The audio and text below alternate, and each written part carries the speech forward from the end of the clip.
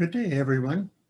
Welcome to another episode of PHS Talks, a series of virtual presentations on historical subjects produced by the Peterborough Historical Society. Today we welcome as our speaker Erin Panepinto, Curator of Hutchison House Museum.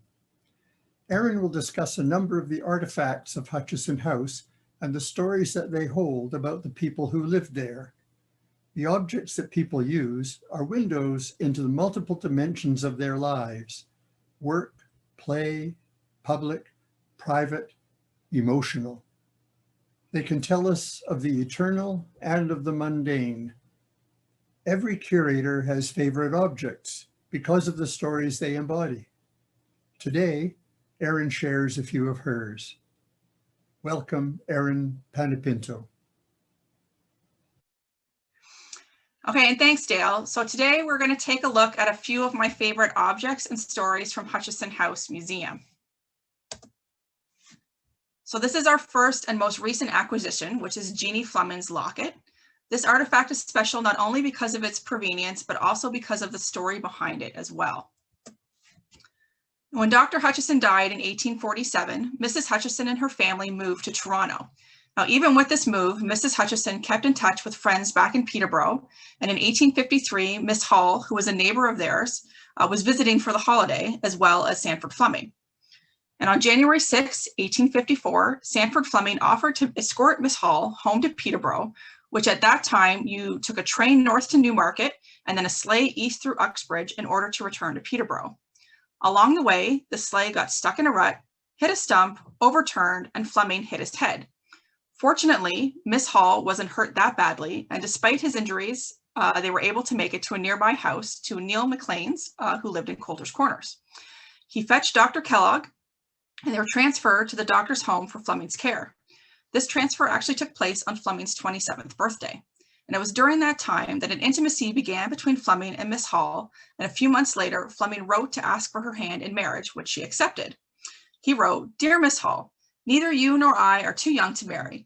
An extraordinary beginning to a letter, but not untrue, and yet the truthfulness of the maxim does not itself suggest the idea that you and I should be united to each other by that civil contract denominated marriage. On a recent occasion, you and I were placed in each other's company more immediately than ever before. Your kindness left on my mind a deep and lasting impression. My relations are poor and partake of my own peculiarities.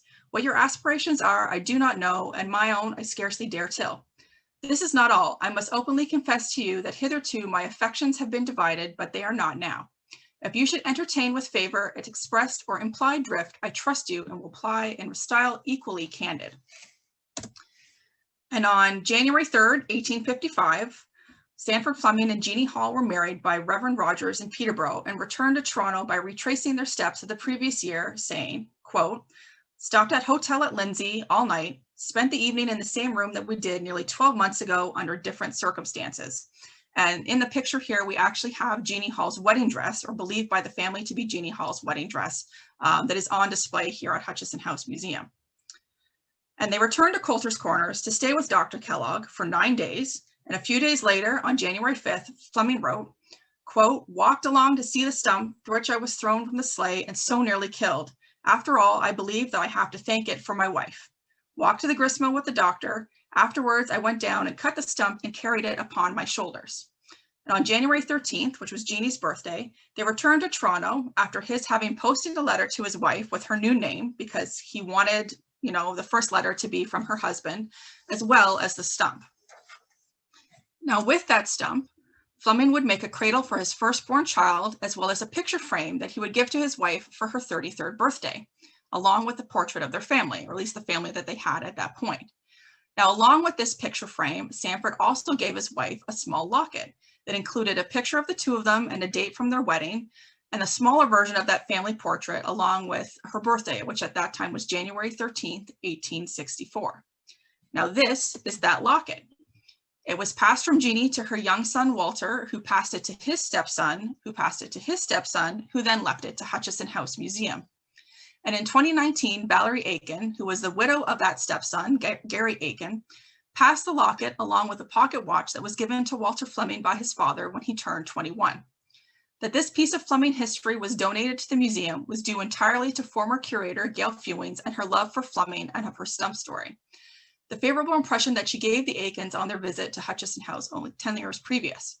Now, this stump story has always been a favorite of mine, in part because of Gail, and it's one of our favorite stories to tell visitors when they come to the museum, and it was really exciting when the locket was donated because it was a tangible piece of history that really brought the story to life. Now, the next artifact we're going to talk about is Dr. Hutchison's birth registry.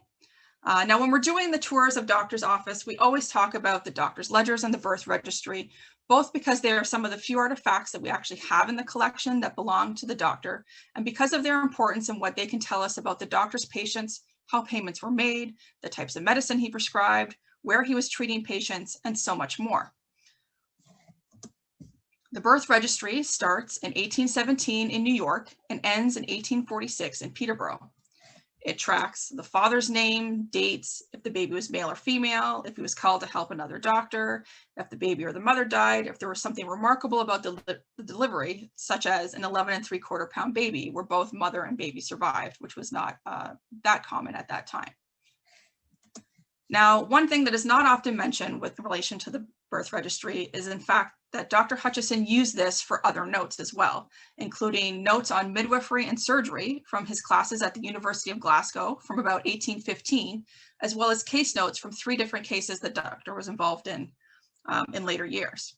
Now, topics from his notes include forensic medicine, inflammation ulcers, structure of bones, injuries of the head, diseases of the ear, diseases of the eye, diseases of the female breast, structure of vertebrae, diseases of the heart and arteries, diseases of the prostate gland, delirium, debility, gout, hepatitis, neuroses, and so much more. This is a great research tool for understanding the history of medicine and surgery, as well as giving us a better understanding of the knowledge that Dr. Hutchison had for treating his patients. Now, he also described 3 case studies, which were the case of spina bifida, the case of the amputation of the leg, and the case of James Moore. Now, the case of spina bifida describes how he was called in June of 1824 to Mr. Blackstock of Cavan, whose 3-month-old son had a tumor that needed to be removed. At his birth, this tumor was the size of a walnut, and at this point it had 6 ounces of fluid in it and was growing rapidly. He consulted with another doctor, Dr. Morton, and they were continually removing fluid. Now, unfortunately, this didn't work, and about 2 weeks later, the child died. The case of James Moore describes a coroner's inquest that Dr. Hutchison assisted with. In January of 1832, a man named James Moore accused Dr. Scanlon of poisoning him, and then a few days later, he died. Dr. Hutchison and Dr. Roddy performed an autopsy, which determined that James Moore died of a bleeding ulcer. And it's interesting to note that while Dr. Scanlon is mentioned in Dr. Hutchison's notes, he's not listed in any other information on local doctors, and Dr. Roddy never applied to the medical board for a license, which we were required to do at that time. And in the case of the amputation of the leg, this occurred on April 12th when he was called to the home of a 36-year-old Englishman named John of Smith Township, who had been injured in the fall of a tree about 2 miles from his home in the woods. His left leg was severely damaged and fractured despite treatment, and the next day he had a fever, and Dr. Hutchison was required to do further treatment, which included bloodletting. The leg turned gangrenous, and by April 20th, amputation was necessary. Fortunately for him, by the 5th of June, the patient was in good health, and his right leg was gaining strength, and his left leg was experiencing what we would call sympathetic pains or phantom pains. Now, while the patient ledgers that we have for Dr. Hutchison describe how he was paid, the types of medicine he prescribed, these 3 case studies are the only descriptions we have of precisely how Dr. Hutchison treated a patient, including their symptoms and the steps he took that led to either their eventual death, recovery, or in the case of James Moore, determine exactly how someone died so that they could exonerate another doctor. The birth registry was donated to the museum by a Dr. and Mrs. A.D. Hutchison. Our next artifact is the Cradle Rocker or nursing bench, and this is one of my favorite pieces of furniture in the house, and it is certainly very popular with visitors as well, with many taking pictures, and at least one that I was aware of that took measurements and photographs because he wanted to reproduce it himself when he got home. Now, this piece of furniture was donated in 1981 by Dr. and Mrs. Morgan. It is interesting to note that the story and provenience of this piece of furniture comes from an article in the Peterborough Examiner from 1936. It originally came from William Hunter family from Cavan Township, who immigrated to Upper Canada in 1834 from Ireland by way of upstate New York, and was said to have been used by their family for over 100 years. William and his wife had 13 children who were cradled by this unique chair before it was stored in an attic for 40 years. It is believed to be handmade from basswood, possible from trees that were growing on the family's property. The seat of the chair and the base of the cradle is one piece consisting of a plank of basswood, which is 4 foot in length and 2 inches thick, which is supported by a rocker on each end. It is designed so that the mother could sit with her sewing and her knitting, and at the same time rock herself or her child to sleep. The only arm the chair possesses shows the scars from the knitting needles, which you can see in the picture on the right. And the rockers have been rocked almost completely flat, which you can see on the picture on the left. William Hunter's granddaughter said that none of her generation were cradled in it. However, because it was up in the attic, they used to play in the attic and they used to actually rock with it upstairs. In 1936, it was found in the attic of her father, who was William Hunter's son, and it was sold to Mr. Rumary, who was an antique dealer in Peterborough. Mr. Rumary had been an antique dealer for over 17 years and he had never seen anything like it.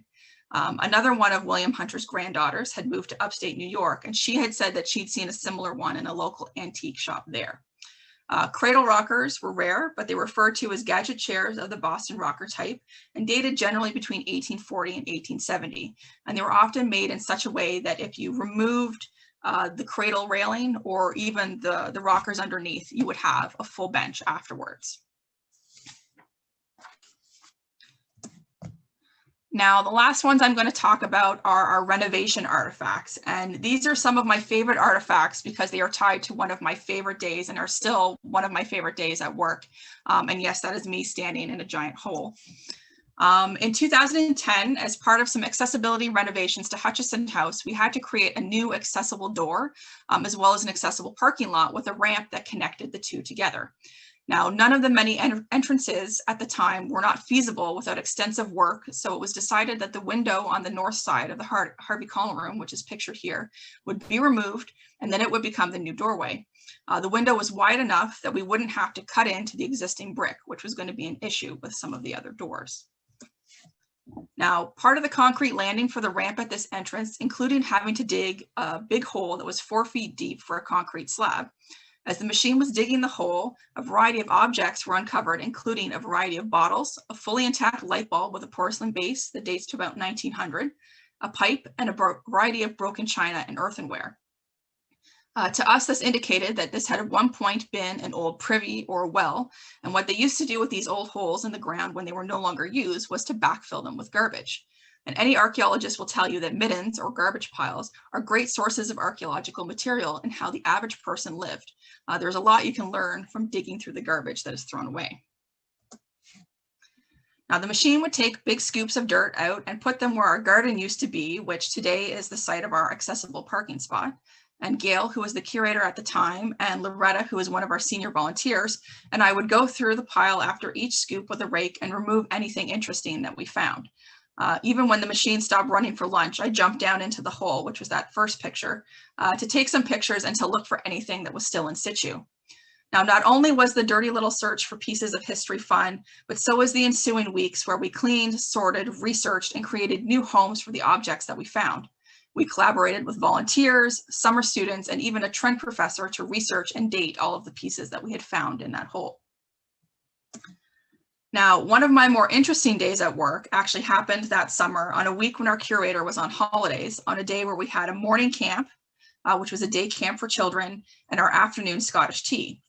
Now, when myself and our 4 summer students arrived at the museum that day, the house had smelled like something had died. Now, this is a historic home, so it's not uncommon to have bats or mice, and often the bats would get stuck on the sticky traps that were left for insects, or they would get into artifacts that they couldn't get out of. So it was not common to have them dying, and eventually, when we would notice the smell, realize that they needed to be removed. It was just unfortunate with the timing because we had children coming, and that's kind of gross and they don't like that type of thing. So we had one student that got started right away on the scones that needed to be done for tea, 2 students that were prepping for all of these children, And then the fourth student and I went around with flashlights, looking underneath all of the furniture in the artifacts, trying to find where this creature had died so that we could get it out of there before the kids arrived.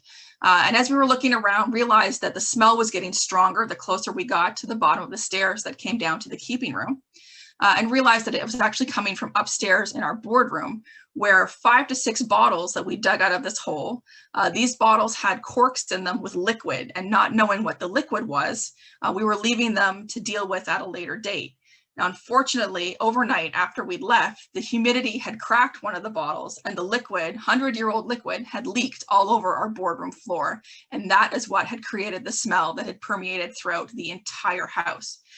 Which meant a quick trip to the grocery store where we bought air sponges and air fresheners, and were frantically trying to remove the smell from the museum portion of the building so that when visitors came in the afternoon, everything didn't smell. Now, needlessly to say, I have never looked at a beer bottle quite the same way again. Now, some of these artifacts have been put on display several times, most notably for our 175th anniversary of the building, when we had artifacts from the renovation of the museum from the 1970s and the archaeological dig of the floor, along with restoration artifacts from when we were doing the accessibility renovations, were on display at the same time. Now, when we were putting these objects out, we noticed the similarities in china patterns between some of the pieces of china that were under the floor from some of the stuff that came out of the ground, and realized that some of them actually fit together. Now, this tells us that at some point in history of the house, a plate was dropped in the keeping room floor, some pieces fell through the cracks, and the rest was swept up and thrown away, only to be reunited over a century later. And it's amazing how even broken pieces have stories to tell us about the past. Now, these are just a few of my favorite stories and artifacts in our collection. Not everything in the collection has a detailed history that goes with it beyond belonging to a long-lost relative or purchased from an antique dealer.